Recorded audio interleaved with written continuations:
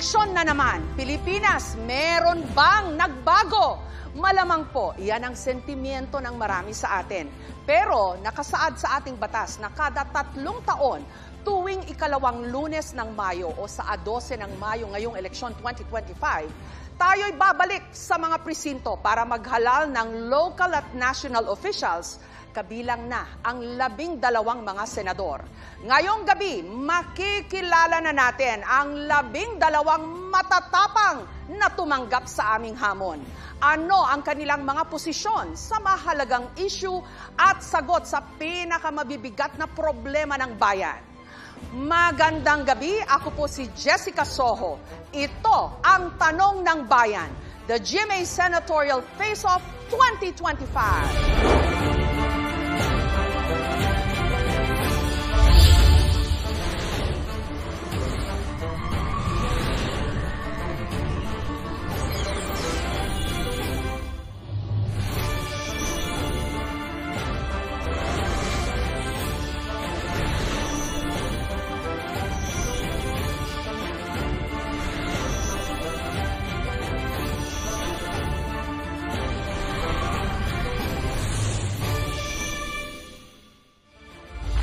Mahigit 6 na po ang official candidate sa pagka-senador.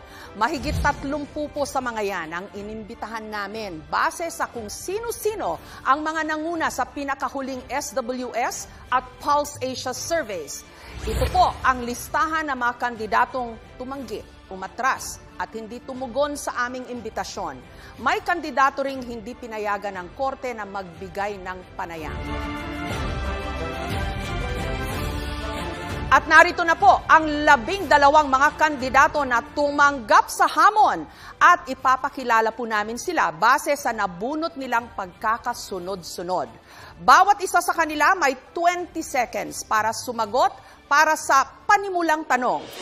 Makakasama natin ngayong gabi, Valenzuela Representative Eric Martinez, Independent.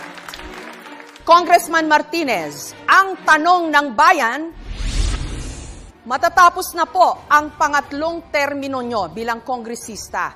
Bakit ang puntiryahu nyo ngayon ay pagka-senador? You have 20 seconds. Eric Morales Martinez, mula sa lungsod ng Valenzuela, nagsimula ng paglilingkod bilang choir at pianista sa simbahan, isang Katoliko. SK Kagawad, Barangay Kagawad, Konsehal ng Bayan, Vice Mayor at Congressman. Legislatura, 33 years of experience. Ang trabahong senador ay paggawa ng batas. Susunod, Attorney Jimmy Bondok ng PDP Laban. Attorney Bondok, isa kang composer, singer at naging miyembro rin ng Board of Directors ng PAGCOR. Parang ang layo po ng nilaktaw nyo dahil gusto nyo ngayong maging senador. Bakit po? Ako po ay naniniwala sa tunay na pagbabago ng isip at ng puso. At katulad po ng pagbabago na ginawa ko sa aking buhay, gusto ko rin pong baguhin ang Senado bilang isip at puso ng bayan. Gusto ko magkaroon ng diplomasya at disiplina sa Senado, lalo na ang diplomasya na ang pagiging magalang sa pagtalakay ng mga problema ng bayan natin. Dating Party List Representative Teddy Casino ng Makabayan. Ginoong Casino, 3 beses ho kayong nahalal bilang party list representative. Pansamantala ho kayong nawala sa mata ng publiko. Ngayong nagbalik, ang gusto niya na hong puntahan, Senado. Bakit po?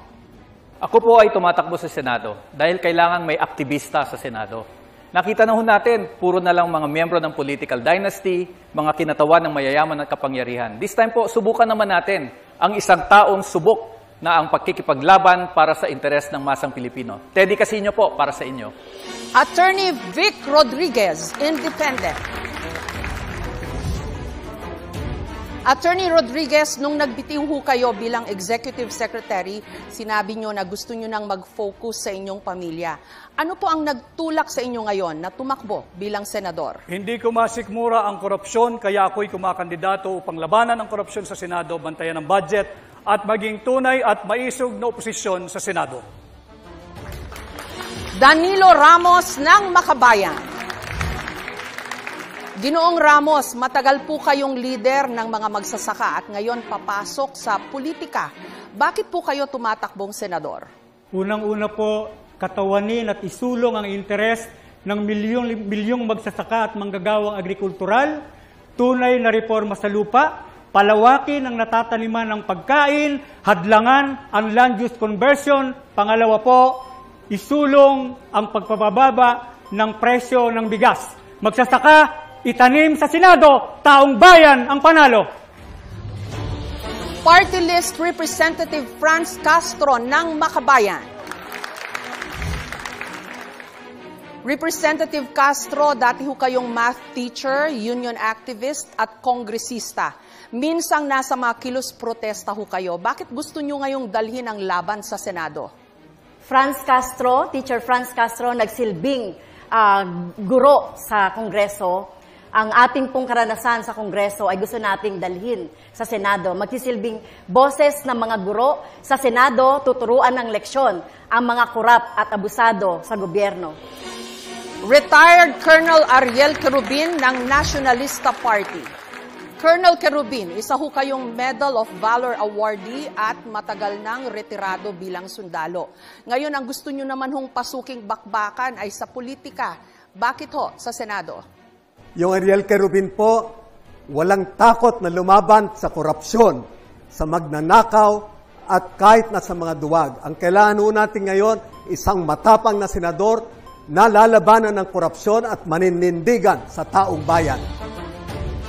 Yodi de Guzman ng Partido Lakas ng Maza. Ginoong de Guzman, tumakbo ho kayong senador pero natalo. Noong 2022 naman, kumandidato ho kayo for president pero hindi rin po nagtagumpay. Ngayon, tatakbo po kayong muli. Bakit po?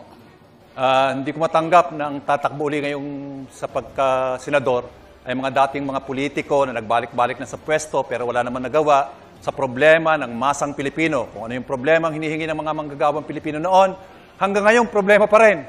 Kaya yun ang nagtulak sa akin para irepresenta ang interes ng mga manggagawa sa Senado. Senador Ronald Bato de la Rosa ng PDP Laban. Senator de la Rosa, naging PNP chief po kayo at nanalong senador noong 2019. At ngayon, gusto nyo po uling ma-re-elect. Gusto kong ma-re-elect dahil mahal ko ang Pilipinas. Gusto kong ipagpatuloy yung aking serbisyo bilang isang senador na gumagawa ng mga batas na makakontribute towards nation building. Attorney Luke Espiritu ng Partido Lakas ng Masa. Attorney Espiritu, hindi po ito ang unang beses niyong tumakbo para sa Senado. Nabiguho kayo noong 2022. Bakit gusto niyo huling sumabak o sumubok sa pagkasenador?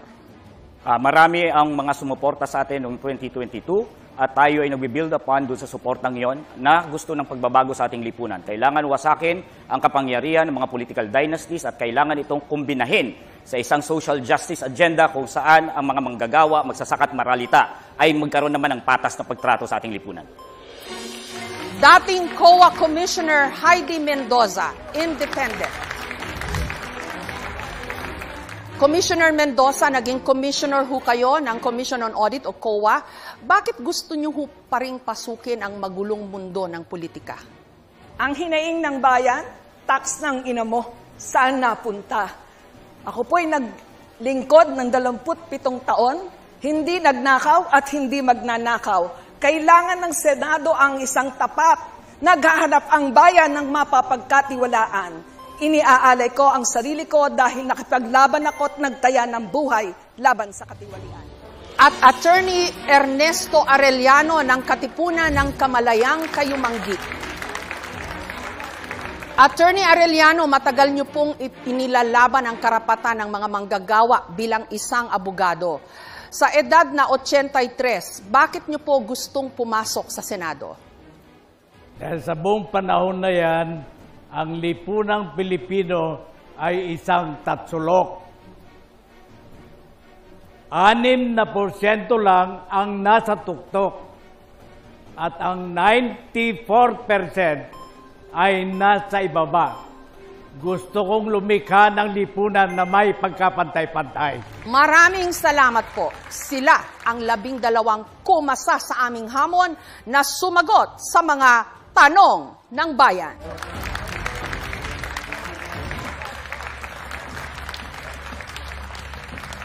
Napapakinggan po tayo sa DZDD. Napapanood pa rin po tayo worldwide sa pamamagitan ng GMA Pinoy TV at naka-live stream sa official YouTube channels at social media accounts ng GMA Public Affairs at GMA Integrated News.